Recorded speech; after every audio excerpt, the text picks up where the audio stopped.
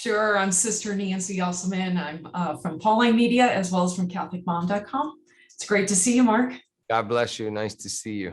Thank you. Thank you. I interviewed you for a few years ago on Catholics in Hollywood, an article in a magazine in St. Anthony Messenger.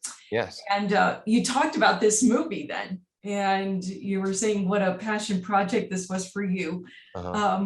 What is it now for you to see that this became a reality? Oh, it's a blessing. It really is a blessing. I think just to see people's response and how many people it's touched in a very personal way, and people from all walks of life, Catholics, non-Catholics, people who are lapsed, people who don't really have any particular belief. It's really important. And, Stu is still hard at work.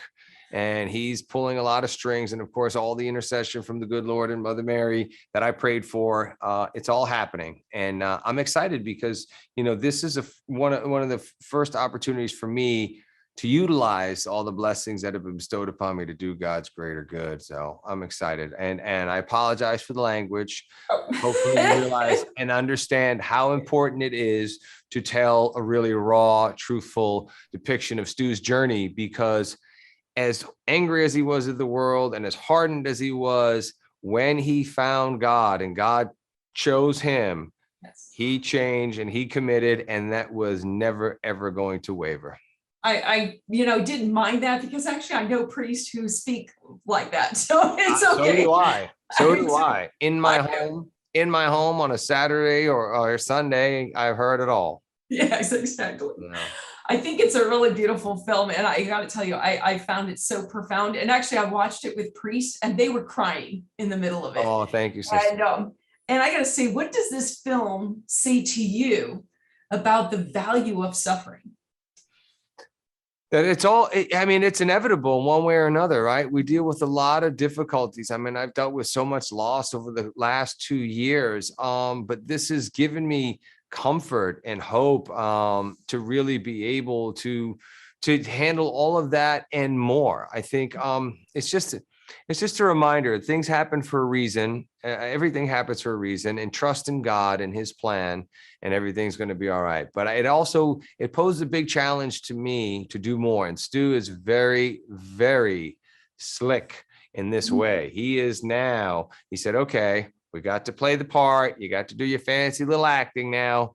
Now get out there and start doing some good. That's what's happening. Absolutely. And it's such a film about following God's will in our life. What would you say that, this would mean for, let's say, young adults who watch this? A lot of young adults especially are resisting the church and their faith, which is really, really upsetting to me, because we need young people now more than ever to be the shining lights and the examples for change, because we're living in a society where there's so much divide.